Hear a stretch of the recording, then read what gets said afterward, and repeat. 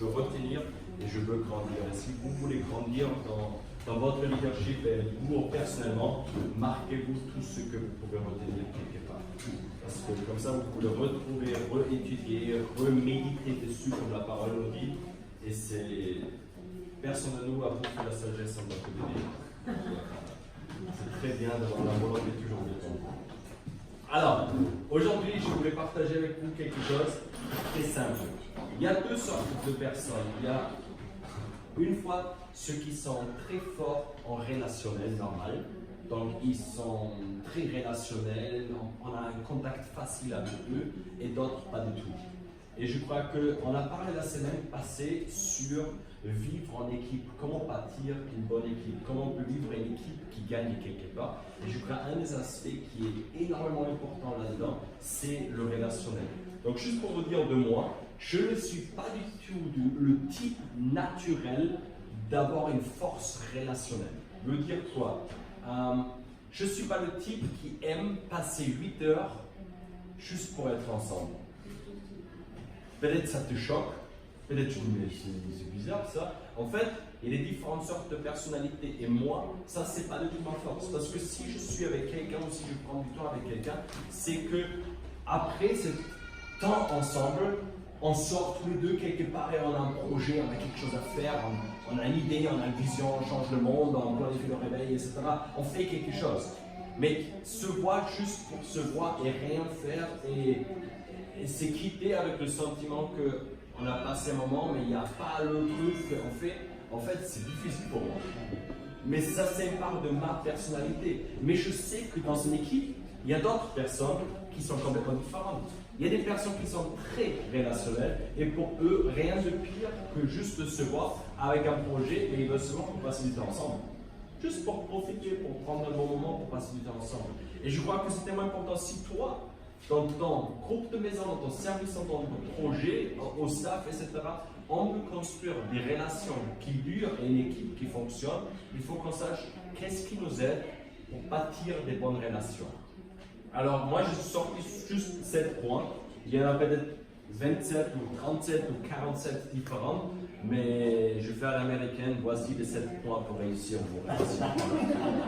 Ça fait classe, ça fait... Voilà quoi. Donc, la première chose, je crois, qui est vachement importante pour nous, pour avoir des bonnes relations, c'est d'avoir une vie de prière intense. Pourquoi? Tu te dis, qu'est-ce que la prière a à faire avec les relations? Et il y a marqué en Romains 12, verset 12, dans le Nouveau Testament, Romains 12, verset 12, c'est marqué « Réjouissez-vous dans l'espérance, endurez dans la détresse, consacrez-vous assidûment à la prière. » Donc, qu'est-ce que ça veut dire? Est-ce que ça veut dire que je dois toujours prier? Ah, Seigneur, fais ça, Seigneur, fais ça, et en langue, et je ne sais pas quoi. Là, en fait, le mot qui est utilisé, c'est être en contact avec Dieu. Ça ne veut pas dire que moi, je parle tout le temps, mais ça veut dire que je suis en contact avec Dieu. Et vous savez ce que ça fait pour mes relations? Si moi, je suis en contact avec Dieu, en fait, ça influence mes relations. Pourquoi? Parce que si je passe du temps avec Lémi, par exemple, et moi, je vois, ok, il fait ça, ok, il y a ça, ok, il y a ça, etc. En fait, c'est purement humain. Mais si j'ai une bonne vie de prière et je suis en contact avec Dieu, en fait, Dieu va placer ses pensées de Lémi dans mon cœur et ça influence ma relation avec Lémi. Ça veut dire, moi, je reconnais ma vie quand j'ai une bonne vie de prière, et pas juste j'ai pris 30 heures par jour, mais je suis en connexion avec Dieu dans mes relations ou pas. Quand je manque de relation, moi personnellement, avec Dieu, je deviens automatiquement plus désagréable dans mes relations humaines. Parce qu'il me manque quelque chose. Mais quand je suis en contact avec Dieu, automatiquement ça influence la qualité de mes relations humaines. Et comme je vous ai dit la semaine passée, en fait, ma qualité de relation et mon comportement envers elle ne dépend pas juste en ce qu'elle me donne, mais en ce que Dieu me donne. Ça veut dire que je peux donner d'un amour inconditionnel et pas d'un amour conditionnel et je lui rends ce qu'elle m'a donné. Donne-moi et je te redonne, etc. Et je crois que ça, c'est la première chose. Si toi, tu veux voir dans ton équipe des personnes que tu as des bonnes pensées sur eux, que tu peux vivre des relations, que tu ne peux pas juste être la personne qui dit oui, c'est Anna, elle est bien, elle a du potentiel, mais bon, il y a encore ça à régler, il y a encore ça, il y a ça, il y a ça, il y a ça. Jésus, quand il a choisi ses disciples, il n'a pas dit bon, Pierre, il est bien, mais franchement, il y a encore du boulot. Non! Il a vu, il a dit, toi tu es super, je connais ton père, je te connais maintenant et je sais comment tu vas être un jour. Ça veut dire, il était tellement en contact avec Dieu qu'il n'a pas vu le Pierre devant lui, que lui il a vu avec ses yeux, il a vu le Pierre que le Père a vu. Et je crois que pour les relations, ce qui est important, demande-toi une fois, regarde la personne à côté de toi maintenant, et dis-toi, ok Seigneur, comment tu vois cette personne? Pas comment toi tu vois cette personne, comment toi, Seigneur, tu vois cette personne. Et moi, je ne vais jamais oublier, quand j'avais 18 ans, juste avant d'avoir 19 ans, on n'était même pas mariés derrière moi. On était en Autriche et on voulait devenir missionnaire. Et on ne savait pas comment faire. Et notre pasteur ne voulait pas de nous parce qu'on était trop jeunes et pas mariés. Du coup, je cherchais dans les pages jaunes là, parce que Internet, c'était pas à l'époque, ça fait vraiment vieux maintenant, mais bon, c'était comme ça. Et j'ai trouvé le président du mouvement ADD en Autriche. Et je l'ai appelé. Et je dis bonjour, je m'appelle Simon, on aimerait devenir missionnaire, est-ce qu'on peut vous rencontrer? Et oui, on peut prendre rendez-vous, etc. Donc on s'est rencontrés. Et il nous a vus. Et nous, on est venus avec une dégaine de 18 ans, voilà, salut, on aimerait devenir missionnaire du mouvement, s'il vous plaît. Et il était un peu un moment, etc. Il a eu un certain âge, il était en retraite depuis longtemps, mais il était encore président des ADD, etc. Parce que, bon bref, c'est notre histoire. Mais là, il nous a reçus et on parle. Il dit, mais quand est-ce que vous partez? Ben après le mariage. Ah, vous n'êtes même pas mariés? Ben non, mais on va se marier dans un mois, t'inquiète pas, etc. Ah ouais, même pas mariés. Ah ouais, et c'est quoi le plan? Ben on n'a pas de plan, on veut te renvoyer, on veut que vous nous envoyiez. Ah ouais, etc. Donc, il y avait plein de doutes. Et moi, aujourd'hui, je peux me mettre un tout petit peu dans sa peau. Et en fait, on a fini et il dit, je vais prendre un temps. Bon, ok, c'est pas ce qu'on a espéré, nous on aurait cru, ben, allez, on va nous directement, et c'est bon. Et il a réfléchi. Et 3 jours pour le cas, il nous a appelés. Et il nous a dit, humainement, je ne vous envoie jamais. Trop jeune, même pas marié, pas de projet concret, implanter l'église à Marseille, ouais, c'est bien, mais voilà. Trop fragile, ça ne marche pas. Mais je priais, et Dieu m'a dit oui. Et plein d'autres personnes dans le mouvement disent, ah non, trop jeune, manque d'expérience, pas ça, etc. Et souvent, moi, je suis le premier qui regarde tous les critères humains. Mais j'aimerais nous encourager en tant qu'équipe, si on veut réussir, soit en relation avec Dieu, et écoute aussi ce que lui dit sur une personne. Ça nous aide dans nos relations, parce que ça change notre perspective, juste notre regard humain, qui est basé sur du vécu personnel, une alchimie normale, un regard sur les compétences, capacités et bénéfices peut-être des fois, un regard spirituel tout simplement. Donc la première chose, regarde ta vie de prière. La deuxième chose, intéresse-toi aux autres. Quel est le commandement le plus important? Aime ton Dieu de tout ton cœur et ton prochain comme toi-même. Ça veut dire, il faut que je m'intéresse à l'autre. Et c'est compliqué dans une société où tout est tourné envers moi. Aujourd'hui, c'est je t'aime parce que tu me fais du bien. Mais le jour où toi, tu n'as plus rien à me donner, ben en fait, tu ne m'intéresses plus. Mais notre rôle, c'est pas qu'on s'intéresse à des personnes parce qu'eux sont à notre bénéfice. Mais moi, je veux m'intéresser dans la vie des autres. Et marque-toi, quand est-ce que tu t'es intéressé pour la dernière fois à une autre personne sans t'attendre quelque chose en retour? Genre vraiment intéressé. Pas juste demander comment ça va, mais en fait, je ne veux même pas ta réponse. Mais vraiment, t'intéresser à une autre personne. Je crois que c'est tellement important qu'on s'intéresse les uns à les autres. Comment tu vas? Qu'est-ce que tu es en train de vivre? Comment je peux t'aider? S'intéresser les uns aux autres.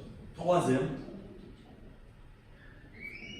ils orientent rarement la conversation vers eux-mêmes. Vous connaissez des personnes qui parlent que d'eux-mêmes? Tu prends, et ils disent, ah, ce serait bien qu'on prenne un moment ensemble, tu prends un moment avec eux, mais il faut un genre de monologue. Et tu dis, mais qu'est-ce que je fais ici?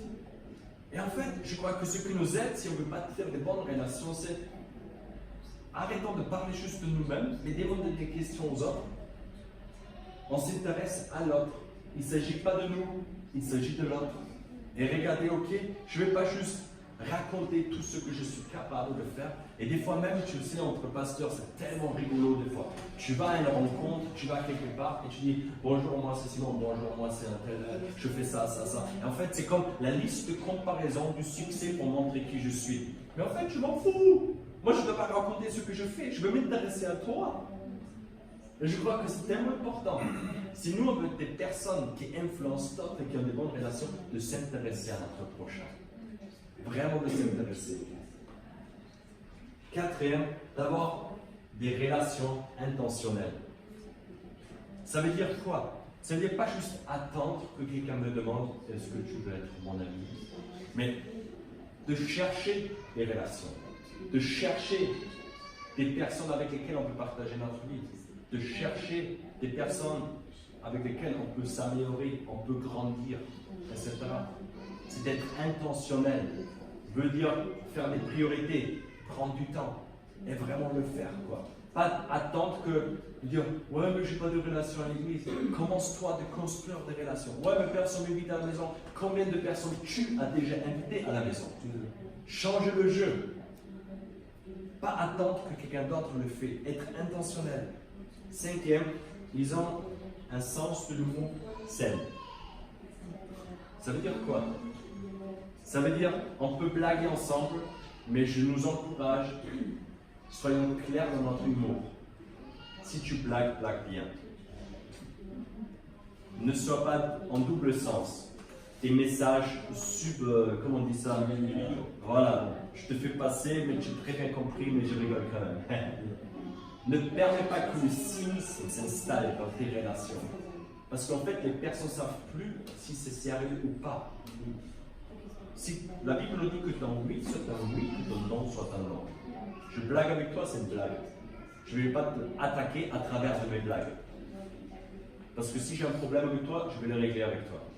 Mais reste saine dans nos blagues et pas en mode parce qu'on a un manque d'affection envers nous-mêmes, de faire passer le message parce qu'on n'ose pas de confronter un problème avec quelqu'un à travers des blagues en espérant que le message arrive. Ça détruit les relations. Ça détruit. Ayons des blagues saines. Que vraiment ce qui est une blague est une blague. Quoi. En général, de ne pas être que sur la défensive. Et chacun de nous est blessé de temps en temps. Dans les relations, on se blesse. Moi, je suis marié depuis 13 ans, j'ai blessé ma femme souvent. Et elle m'a blessé.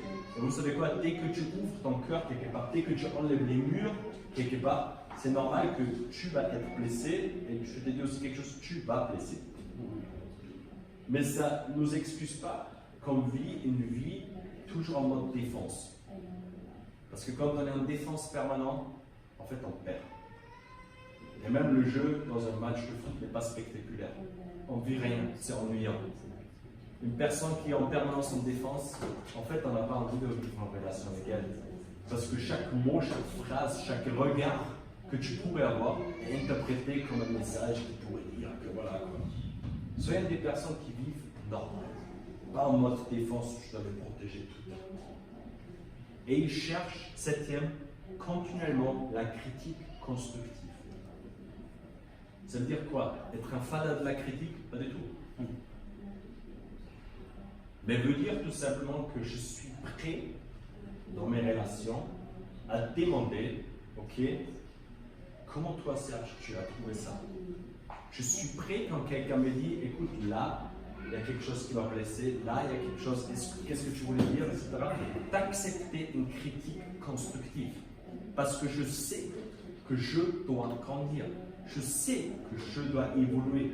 Je sais que je ne suis pas fini, mais je veux grandir. Et je crois que si on arrive d'appliquer ça dans nos équipes, dans notre propre vie, ça donne une force relationnelle extraordinaire. Avoir une vie de prière, avoir les pensées de Dieu pour notre prochain, s'intéresser aux autres, s'orienter et ramène pas les conversations toujours vers eux, mais s'intéresser vraiment à l'autre. Être intentionnel dans nos relations, avoir un bon sens de l'humour, d'être pas juste sur la défensive et de chercher à grandir à travers une critique constructive, je crois qu'on peut bâtir des bonnes équipes. Voilà, juste 7 points qui peut nous aider comment bâtir mieux nos relations, tes relations, mes relations. Et j'espère que ça peut aider tout ça. Voilà. Seigneur, je te remercie que c'est toi qui nous as choisis. Je te remercie, Seigneur, pour l'équipe ici, Seigneur, pour ceux qui sont de passage, Seigneur, pour Laura avec Disciplia et son équipe qui est là, qui nous a bénis ce week-end, Seigneur, pour les parents de Sophie, Seigneur, qui sont là. Et, Seigneur, on te demande que tu les accompagnes à la maison, Seigneur, quand ils partent, Seigneur. Je te demande, Saint-Esprit, que tu parles dans leur vie et à travers de leur vie, Seigneur. Je demande pour nous, pour cette semaine qui est devant nous, que tu nous utilises, Seigneur. Que, comme Yana l'a dit aussi, on peut vraiment se montrer de manière intentionnelle, Seigneur, que la valeur que nous avons dans tes yeux, Seigneur. Seigneur, de se faire plaisir, de se faire des cadeaux, de s'apprécier tout simplement et de se lever les uns les autres, Seigneur, au nom de Jésus. Je demande que tu nous aides vraiment de bâtir des bonnes relations, Seigneur, et de bâtir des équipes fortes, au nom de Jésus. Amen. Amen. Amen. Alors, bonne semaine devant nous.